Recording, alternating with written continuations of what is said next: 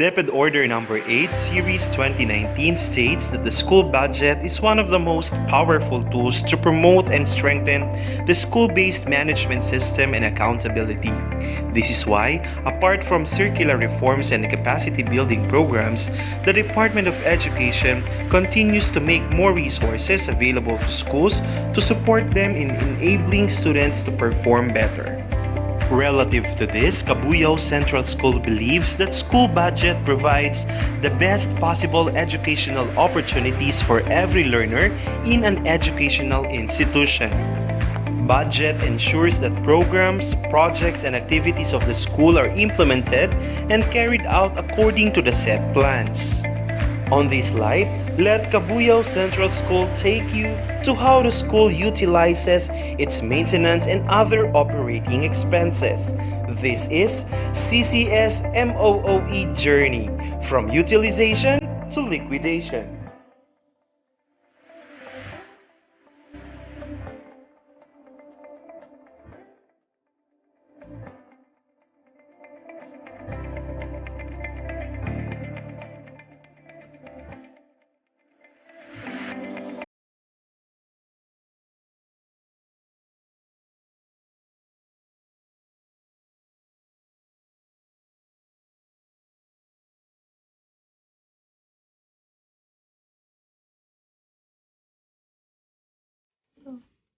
School MOE fund is really very important.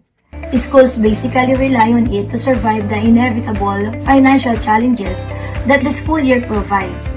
That is why it is equally important that MOE fund should be realistically and appropriately aligned with the school's plans and objectives, and in accordance with the existing budgeting, accounting, procurement, and auditing rules and regulations, guided by the different legal bases set by the Department of Education, such as Section 11 of RA 10533, Section 10 of RA 9155, DBM and DepEd Joint Circular Number 2004-1, and other DepEd orders that state implementing guidelines on the direct release, use, monitoring, and reporting of maintenance and other operating expenses, allocation of schools, including other funds managed by schools.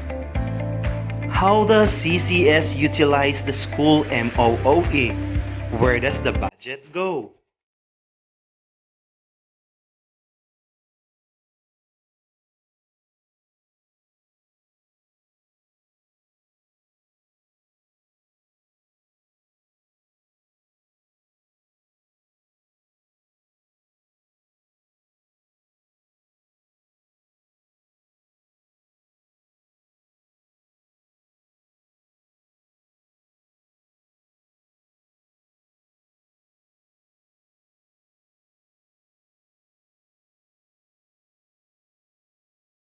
As the school MOOE coordinator, it is my responsibility to assist the school in crafting financial plans for the current school budget and make sure that the fund is utilized objectively for the benefit of the school, the learners, and the teachers.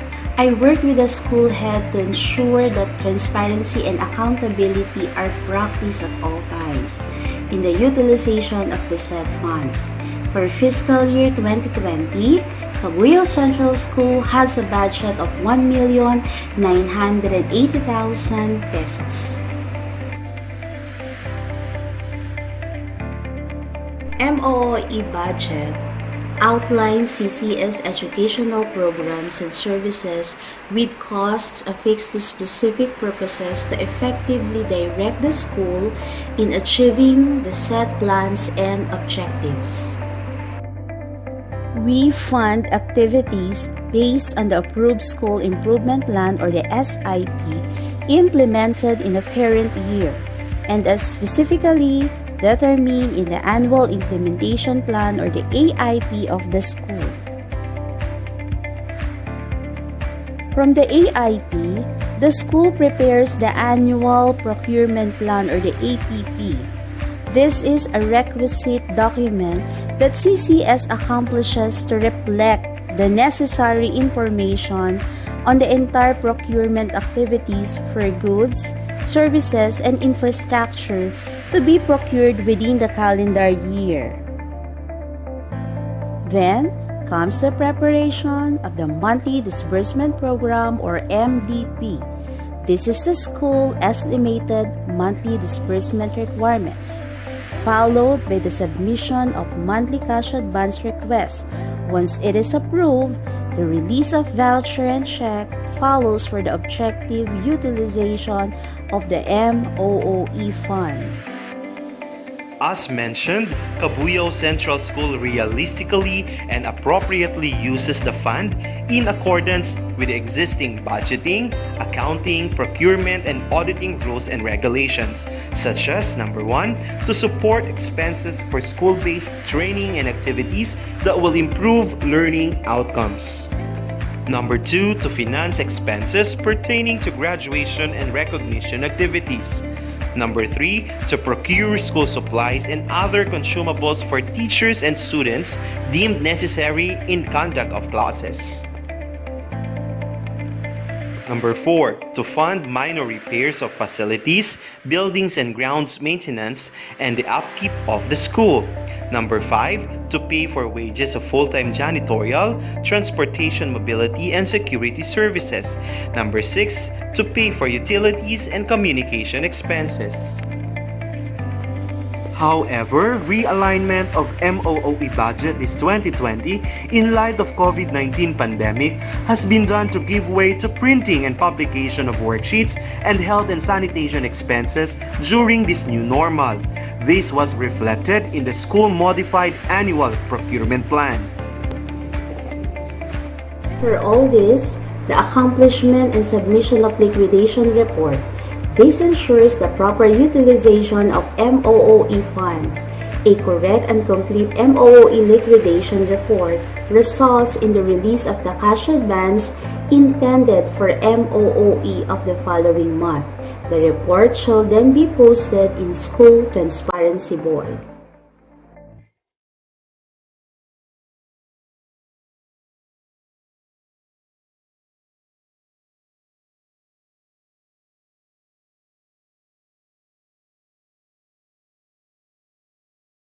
In this MOA journey, we want to achieve efficiency while being transparent and accountable.